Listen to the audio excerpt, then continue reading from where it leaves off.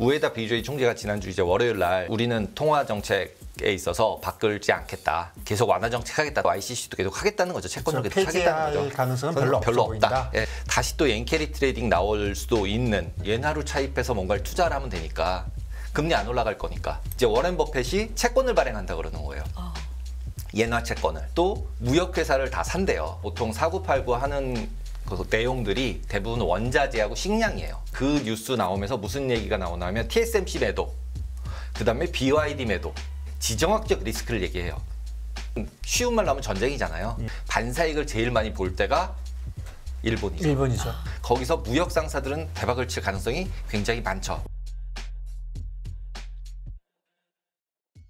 자, 이제 이분 모시고 어제에 이어서 얘기를 좀 들어보겠습니다. 기다리시는 분들 많았습니다. 테이블랩의 케이빈 대표 오십니다. 안녕하십니까? 안녕하세요. 네.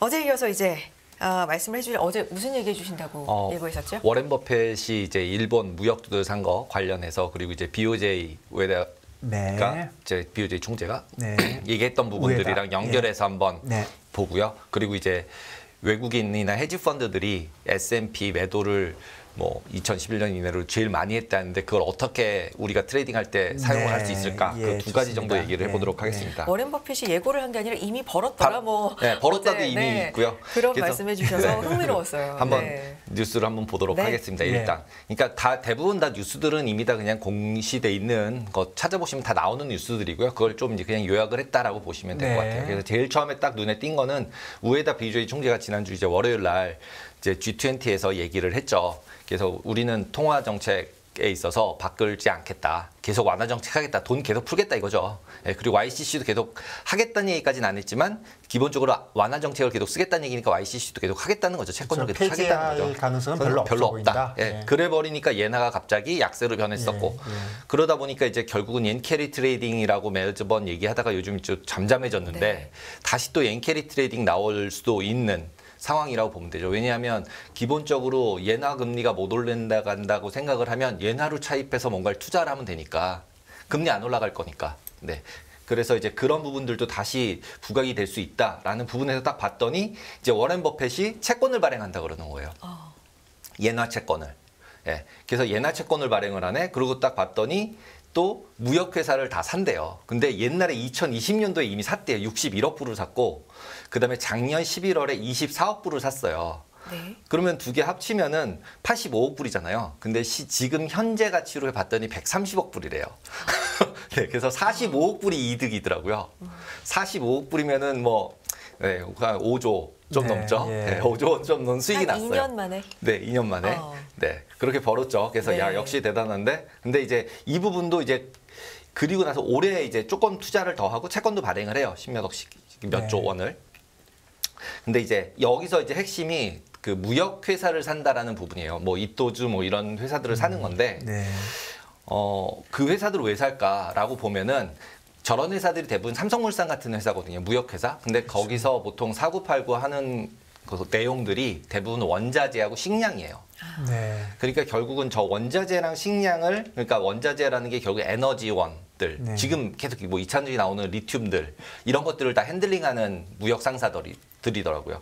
그래서 결국은 저런 회사를 돈을 벌었는데 번 돈에 더 불타기를 하고 있는 거죠. 번 돈에 한 번 더 넣고 이번에 또 넣는 거예요. 결국은. 그래서 거의 7%대 넘게 제 지분을 다 보유를 하게 돼요. 그러면서 12억 불을 발행을 해요. 3년에서 30년에 맞춰서 트렌치를 다 나눠가지고 그러면서 여기 뉴스에서는 채권 금리가 이 워렌 버핏이 체크할 때 벌써 헤스웨이가 체크할 때 작년 12월부터 마켓 태핑을 한 건데 굉장히 많이 금리가 올랐는데도 불구하고 그냥 발행을 하더라라고 이제 뉴스를 쓴 거예요. 근데 그것도 되게 웃기다고 저는 이제 느낀 게 뭐냐면 뭐 예나 금리만 올랐나요? 다 올랐지. 맞습니다. 그러니까 어차피 상관도 없는데 저런 말을 왜 하지? 뭐 이런 느낌이 좀 들었어요. 그래서 뉴스를 보면서 이제 그냥 이제 각자 생각을 해야 되잖아요. 그래야 이제 트레이딩을 하는 거지. 그리고 뉴스를 따라가서 매매를 하는 거는 대부분은 실패를 하잖아요. 꼭지만 잡잖아요. 그러니까 이제 그걸 어떻게 해석할지가 제가 이제 화요일 날 하는 이제 대부분의 시간이라고 보시면 될 것 같아요. 그래서 그 뉴스가 나왔는데 또 워렌 버핏은 그 뉴스 나오면서 무슨 얘기가 나오냐면 TSMC 매도. 그 다음에 BYD 매도가 나와요.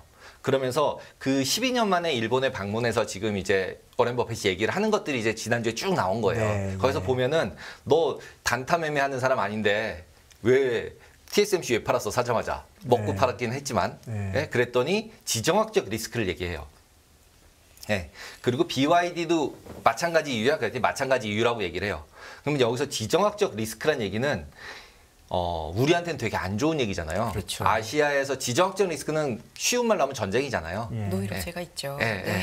근데 저런 부분들이 네. 하나가 아니잖아요. 그리고 지금 무역 상사를 샀다는 게 원자재를 얘기하는 거고 원자재 민족주의라는 단어까지 나오거든요, 지금. 그다음에 지난번에 제가 말씀드렸듯이 원자재를 바스켓 만들어 놓고 통화세로 만들자고 얘기하고 있다고 말씀드렸잖아요. 네. 그리고 브라질까지 나오고. 네. 그러면서 원자재를 생산하는 나라들이 점점점 이제 달러에 대해서 이제 물음표를 자꾸 던지는 네. 상황들. 이러면서 이제 그래서 이제 저는 오히려 미국에서는 약간 지정학적 리스크를 더 강화를 시키면서 달러 약세가 되지 않게끔 하는 요인으로 써먹는 게 아닌가라고 이제 제 뇌피셜을 지난번에 한번 말씀을 네. 드렸었죠. 그래서 이렇게 해서 기본적으로 워렌 버핏 같은 경우는 중국 주식을 다 팔고 있고 그 다음에 여기에다 대고서 손정희 같은 경우도 물론 이미 나가셨지만 소프트뱅크 같은 경우도 알리바바 지분을 74억 불을 매각을 했어요. 그래서 3년 전에 25% 지분 가지고 있었던 거 지금 이제 3.8%밖에 안 가지고 있어요. 그러니까 기본적으로는 중국 주식 비중을 계속 줄이고 있다라는 거죠. 그러면 그거를 이제 우리가 어떻게 판단해야 될 거냐라고 보면 네. 기본적으로는 딱 이제 지정학적 리스크 제일 무섭잖아요. 현재 우리의 입장에서 보면 그다음에 무역 상사를 사요. 그 얘기는 뭐냐면 일본 같은 경우는 아시아 쪽에서 뭐 전쟁이 나거나 대만이랑 뭔가 썸띵 해프를 하던 우리나라에서 뭔가 미사일을 뭐 바다에 쏘던 뭐 이러면서 이제 문제가 발생을 하면 반사익을 제일 많이 볼 때가 일본이죠. 일본이죠. 예, 항상 일본이죠. 그랬죠. 예, 일본이죠. 예, 항상 그리고 그랬죠. 일본에서 전쟁이 날 가능성은 없어 보이잖아요. 예, 예. 근데 어쨌든 우리나라도 좀 찝찝한 게 좀 있고 대만 찝찝하잖아요. 예. 그럼 그렇게 됐을 때 가장 수혜가 보래가 누구야라고 보면은 일본이고 거기서 무역 상사들은 대박을 칠 가능성이 굉장히 많죠. 네. 네. 그러니까 당연히 워렌 버핏 같은 경우는 충분히 투자를 할 가치가 있었다라고 생각이 드는 거죠. 그래서 우리도 이걸 좀 조심은 해야겠다라는 부분. 그러니까 이게 확률은 굉장히 낮지만 그 일이 일어났을 때는 임팩트가 너무 크잖아요. 그래서 예. 그렇게 되면은 나는 어떻게 할까라는 생각을 갖고 조금은 있어야 되지 않을까? 예, 라는 생각이 들고요. 두 우리는 번째는 안에 들어있어서 너무 대책이 없어갖고 어떻게 할지 모르겠는데. 그래서 예. 이제 그 부분이랑 그다음에 그러니까 버핏 같은 경우도 기본적으로 예나를 자기네가 달러가 되게 많으니까 그냥 달러로 예나 사서 예나 주식 사면 되는데 그거를 또 그 실어가지고 예나 채권을 발행해서 그 채권 받은 돈을 가지고서 일본 주식을 사잖아요. 그러면 외환 리스크가 없어지거든요. 그렇죠. 예, 그러니까 외환 리스크도 지기 싫어하는데 이 와중에 네. 딱 예나 리스크도 지기 싫어하는구나. 기존에도 많이 가지고 있는데 네. 너무 많이 가지고 있어서 그랬을 수도 있지만 예, 그래서 이거 그 나라 채권을 발행해서 그 나라 주식을 샀을 경우에 외환 리스크가 없어지는 부분들도 이제 한 번 정도는 개인 투자가들도 생각을 해보실 필요가 있다. 그러니까 달러로 자금 조달해서 그냥 사면은 달러가 올라가면 손해를 보는 거잖아요. 네. 그러니까 달러 강세보다는 예나 강세 쪽을 더 보고 있는 거네요. 그러니까 그거에 대한 리스크를 지기 싫은 예, 거죠. 지기 싫은 거죠. 싫은 거죠. 기본적으로. 예. 그러니까 결국은 이쪽 아시아 커런시 쪽에 대해서 약간 이제 불편한 느낌이 있나 예, 보다라는 느낌이 드는 거고 그 의사결정한 걸 보면 그다음에 중국 계속 매도를 하네. 네. 그다음에 일본을 샀는데 일본 중에 무역 상사를 산단 말이죠. 네. 예. 그러면 결국 그거는 원자재랑 관련이 있을 수밖에 없고 그러면은 결국 수급을 안다는 거잖아요. 무역 상사들이라는 게 결국은 뭐 그냥 트레이드 컴퍼니라고 돼 있지만 결국은 수입해다가 수출하는 거지만 결국은 띄어다 파는 거잖아요. 그럼 그러면은 결국은 지금 원자재들을 띄어다 파는데 수익이 많이 난다는 얘기고 그 얘기는 결국 지금 계속 나오는 리튬 뭐 원자재들 계속 이슈가 되고 있는 부분들에 있어서는 수익성이 좋을 가능성이 굉장히 많이 있는 거죠. 네, 그렇네요. 그래서 굉장히 역시 투자를 잘하시는구나. 그리고 지금 거기서 이제 엿볼 수 있는 건 약간 아시아 쪽 불안한 면도 없잖아 있구나. 그러니까 조심을 해야겠다라는 생각이 들었어요. 다음 자료 뭐죠? 그리고 이제 두 번째는 이제 지난주 월요일 날 자료예요. 4월 10일 날 이제 블룸버그에 나온 뉴스인데 네. S&P 이미니 선물 매도가 2011년 이래로 최대다. 근데 최대가 된 지가 최대까지는 아니지만 생각보다 오래됐어요. 매도가 계속 쌓여 있었던 거는 작년 한 9월서부터 계속 쌓여서 계속 오고 있는 거예요. 네. 줄어들지가 않는 거죠. 그러니까 작년서부터 결국 주식 빠지는 거에 대해서 해지를 계속 하고 있었다라고 봐야 될 것 같아요. 네, 그런데 우선 한 가지 이게 선물이라는 게 사는 사람 있으면 파는 사람도 있잖아요. 네. 그러니까 선물 매도가 많다고 얘기하는 거는 네. 사실 어떤 그룹이 많다는 뜻이잖아요. 그렇죠. 네, 그럼 어떤 그룹이 많다는 거죠? 그러니까 지금 여기서는 헤지 펀드들이 매도를 많이 한다라고 나온 거죠. 헤지 왜냐하면 펀드들이. 마켓 메이커가 있고 헤지 펀드가 있는 네. 거잖아요. 그래서 마켓 메이커는 저걸 매도하면 매도한 거를 반대편에서 매수해가지고 다시 해지를 다 해버리는 상태가 되는 거고, 그 다음에 그걸 대차해서 매도를 하던 네. 아니면은 자기 돈으로 이제 펀딩을 해서 차입을 해가지고 매수를 하던 해서 해지를 마켓 메이커들은 항상 하고 있고요. 그 역할을 하는 게 은행이고요. 네. 은행들은 이제 리스크를 안 진다고 보시면 돼요. 그러니까 최대한. 결국은 선물 매도하는 사람들은 주로 투기를 하는 사람들이다. 투기라기보다는 제가 그냥 이거 일단 네. 뉴스를 한번 요약을 해서 보면은 이때 네. 나온 뉴스가 뭐냐면 헤지 펀드들이 미국 주식이 약세에 베팅하고 있다. 이렇게 제목을 예, 썼고 그렇네요. 그다음에 기업 이익 약화, 경기 침체를 예상하고 하는 것 같다. 그리고 순매도가 지금 32만 1000 계약인데 이게 한 86조 정도 돼요. 우리 원화로 보면. 그리고 이게 지금 현재 상황이 미국 국가신용등급 강등했을 때 당시 그때 정도로 많다. 그래서 결국은 코멘트에서는 기술주 상승에 베팅을 했던 포지션들을 전부 다 뒤집었고 그 다음에 제조업이나 이런 거 경기 침체 우려, 실적 우려로 해지 수요가 발생하고 있다. 근데 금요일 날 이제 일단은 이제 은행들 뉴스가 실적이 나왔기 때문에 지금 포지션이 어떻게 바뀌었을지는 잘 모르겠죠. 그러면서 이제 골드만이나 JP모건에서는 경기 침체랑 약세 쪽에 베팅을 하고 있다. 이렇게 이제 뉴스는 딱 난 거예요. 네, 거기까지 난 거고. 근데 이제 이 부분을 어떻게 해석할까 되는 부분에 있어서는 그러니까 하나를 더 보죠. 일단은 그리고 그 S&P만 매도한 게 아니에요. 네. 그 다음에는 다른 뉴스도 있어요. 다른 네. 뉴스는 뭐였냐면 미국 국채 10년 국채 선물도 매도가 2022년 이래로 2022년 이래라는 게 그냥 한 1년 동안이라는 네, 얘기예요. 예. 그러니까 너무 아까 그거는 2011년이었잖아요. 네. S&P는. 근데 이제 국채 선물도 매도가 굉장히 많아지고 있다라고 네. 하면서 쓴 거예요. 그러면서 지금 2022년도 3월 이래로 한 계약당 이제 한 10만 불 정도인데 15만 계약 정도. 그래서 150억 불 정도가 매도가 쌓이고 있다. 채권 장기금리. 우리나라는 지금 TMF를 열심히 사고 있죠. 네. 진짜 장기 국채를 우리는 계속 사고 있는데 그 레버리지한 거를. 근데 지금 헤지 펀드들은 오히려 장기 국채 포지션을 매도하고 있는 거죠. 네, 이자율이 오를 것 같다. 얘네는 지금 장기 국채 이자율에 있어서는 오를 것 같다고 베팅을 네, 하고 있는 거죠. 네. 그리고 이미 지금 현재 이미 5월 달에 25p 인상하는 부분들은 80% 정도로 이미 이제 거의 다 확정시켰고 점점 딜레이되고 있고 오늘 어저께자 월스트리트저널에서는 이미 올해 안에 금리 인상 없다. 인하 없다. 인상이 아니죠. 인하 없다라는 이제 컨센서스들이 만들어지기 시작을 하고 있거든요. 그래서 지금 계속 듣는 부분들에 있어서 너무 이제 좀 치우쳐서 보지 않아야 되지 않겠냐라는 생각이 들고요. 그래서 지금 여기서 뉴스에서 또 얘기했던 거는 단기 트레이딩하는 펀드가 장기 금리가 단기 채권 대비해서는 너무 비싸다. 라고 생각해서 매도하는 거죠. 장단기 금리 차가 거꾸로 돼 있잖아요. 네. 네네. 그런 상태에 있어서는 단기 금리가 원래는 내려올 거라고 사람들이 베팅을 하고 있었는데 지금 분위기가 계속 단기 금리 안 내려올 것 같잖아요. 네. 그러니까 그러면은 얘가 잘못된 게 아니라 제가 잘못된 것 같은데 이러면서 반대 거를 매도하고 있는 거죠. 그렇네요. 그러니까 헤지 펀드가 어떤 일을 하느냐라고 생각을 해보면 항상 뭘 사면 항상 뭘 팔아요. 네. 예, 그러니까 두 개를 그냥 항상 스프레드로 생각을 하지 그냥 단순하게 이거 금리 올라갈 것 같아 그냥 팍 베팅하는 이런 일을 하면은 데를 이제 헤지 펀드라고 부르지는 잘 않는 것 같아요. 네. 이제 주식 쪽에서는 이제 저평가된 걸 사는 헤지 펀드들이 물론 있잖아요. 그에 반해서 퀀터티브하게 하든 아니면은 펀더멘탈하게 하든 상대적으로 절대 가치를 잘 모르겠다는 거죠 결국. 지금 네. 이게 진짜 싼지 네. 비싼지 모르겠는데 똑같은 기준으로 보면은 어떤 건 비싸고 어떤 건 싸니까 싼 거는 사고 비싼 건 팔겠다는데 채권에서 보면은 지금 현재는 장기채가 비싸고 단기채가 싸 보인다. 라고 해서 베팅을 하고 있다. 그게 결국 장단기 금리차가 줄어드는 쪽으로 베팅을 하고 있다. 라고 얘기할 수도 있는 거죠. 네.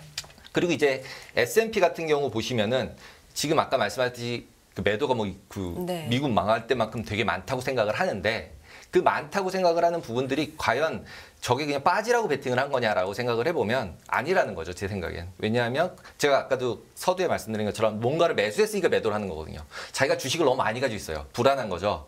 저기서 전쟁 날지도 모르고 금리 계속 인상할지도 모르고 그러니까 자기 주식 익스포저를 줄이기 위해서 매도를 하고 있는 거지 자기가 아래쪽으로 베팅하고 있는 건 아니라는 거죠. 내려갔을 때 내가 안 깨지려고 했지 않은 거거든요. 예, 덜 네, 깨지려고. 남들보다 덜 깨지기만 하면 돈을 안 빼가니까 투자자가. 네. 그래서 남들보다만 잘하면 되거든요. 네. 항상 이제 기관 투자가가 포커스하고 있는 거는 어차피 헤지펀드가 냈던 수익을 내는 게 물론 우선이지만 결국 고객 자산이 안 나가야 되거든요. 안 나가게 만들려면 내가 꼴찌나면 안 돼요. 네, 꼴찌나면 안 되고 중간 이상은 해야 돼요. 그러니까 결국은 내가 주식 비중을 어느 정도는 줄이는 역할로서 이걸 사용하고 있는 거고, 그리고 제가 요즘 보건대는 미국 주식 매도가 나왔다고 치더라도, 선물이 매도가 나왔다 치더라도 오히려 아시아 쪽 같은 경우는 오히려 매수를 하고 S&P를 매도를 했을 수도 있는 거예요.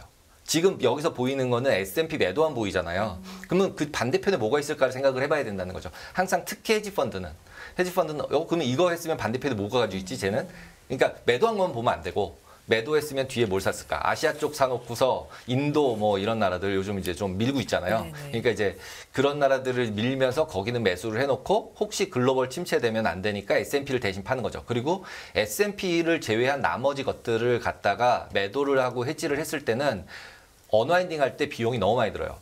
자기네가 움직이면 시장이 막 움직여요. 우리나라도 그거를 당하고 있는 나라 중에 하나고, 이제 외국인이 매도하면 같이 우르르 매도를 하잖아요. 근데 그 부분에 있어서도 저는 이제 별로 그렇게 신빙성이 없다고 생각을 개인적으로는 하거든요. 왜냐하면 외국인이 매도한다고 해서 저게 매도만 계속 하는 건지, 또 매수한다고 매수만 하는 건지. 왜냐하면 매수할 게 있어서 선물을 매수한 다음에 주식을 매수할 수도 있고, 예를 들자면, 그러니까 이게 무슨 얘기인가 하면, 고객이 돈을 왕창 넣어줬어요. 근데 오늘 다 사야 돼요. 근데 주식을 막 사면 주식이 막 올라요.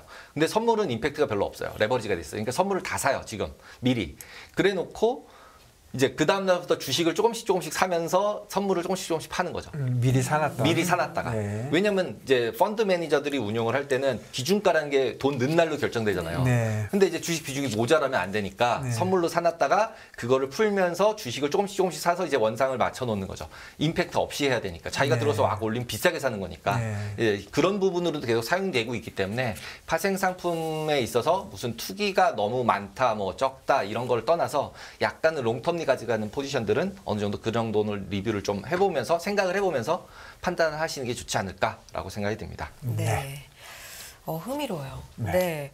이런 점을 생각하실 수도 있구나라는 네. 생각이 들었는데, 네. 오늘 말씀해 주신 내용을 바탕으로 최근에 어떤 시장에서 우리가 염두에 두고 투자를 해봐야 된다라는 점 요약해 주신다면요. 요약한다면 네. 기본적으로는 지정학적 리스크를 진짜로 제일 센 분들이 보고 있다.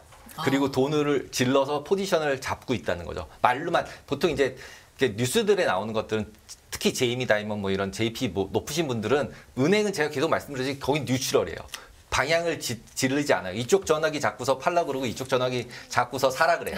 네. 네, 그런 곳이에요. 원래 그런 곳이에요. 캐릭터가. 그러니까 뭐 빅쇼시나 이런 데서 보면은 거꾸로 얘기하잖아요. 뭐 이쪽 전화 사라 그래놓고 이쪽 팔면 어떻게 해? 넌 사기꾼 아니야? 이렇게 얘기하지만 걔는 인터미디얼이에요. 중간에 네. 있는 사람이에요. 그냥 그 마진 먹는 거예요. 그러니까 얘네들은 방향 없어요. 원래 없고. 그 다음에 헤지펀드나 이런 데 방향성이 있는 그 고객들에게 어떤 포지션을 넘겨주는 거잖아요. 그러니까 이제 그런 부분을 봤을 때는 그런 이제 바이사이드인 분들이 저렇게 하고 계신 거잖아요. 중국을 다 팔고 일본을 사면서 원자재 쪽에다 포커스를 하고 있다. 그러면 우리도 그런 분들이 전체적으로 가는 흐름, 일로 가고 있구나라고 판단하고 뭐 ETF를 하든 선물을 하든 뭐 주식을 하든 그 흐름에 따라가는 게 더 안전하겠죠. 네. 그 다음에 두 번째, 헤지펀드가 매도 포지션이 많은 부분들은 저게 언와인드 될 수도 물론 있는 거고요. 숏 포지션 잡았다가. 그리고 지금 저렇게 해지하고 있다는 얘기는 스스로들은 되게 위험하다고 생각을 이미 하고 있는 거죠. 네. 그러니까 회지 분량이 굉장히 큰 거죠. 근데 대체적으로 보면은 지금 2011년도 얘기가 나왔지만 2011년도에 그렇게 매도가 많은 다음에 주가는 바닥이었어요. 네. 네. 오히려. 그러니까 저 공매도가 제가 말씀드리는 게 혹시 모르는 상황에 대해서 보험을 들고 있는 거지, 이게 그냥 매도를 쳐서 빼버려야지라고 생각하는 건 아니라는 거죠. 왜냐하면 자기가 가진 게 훨씬 많아요. 네. 저 매도한 것보다. 주식을 들고 있는 게 너무 많아요. 헤지펀드들은 어차피. 예. 그래서 그런 부분들을 뉴스만 보고 거기에 현혹돼서 와, 외국인 매도래, 그리고 우르르 같이 매도를 해봤자 잘못하면은 이제 나쁜 성과를 낼 수 있다라는 네. 게 이제 오늘 제가 드리고 싶은 말씀이었어요. 그리고 마지막으로 저렇게 뉴스가 나오는 게 일반적으로 CFTC에서 데이터를 발표하면 저렇게 막 써요. 그렇네. 선물 거기까지. 거래소에서. 네. 마무리하겠습니다. 네. 케빈의 트레이딩 룸 테이블앱의 케빈 강 대표였습니다. 고맙습니다. 감사합니다. 금융투자로 돈 벌기 쉽지 않으시죠? 그런데 불가능한 것도 아니죠. 글로벌 IB 트레이더의 눈으로 본 더 넓은 금융의 세계, 그들의 투자의 기술, 정말 궁금하지 않으십니까? 여러분들을 응원합니다.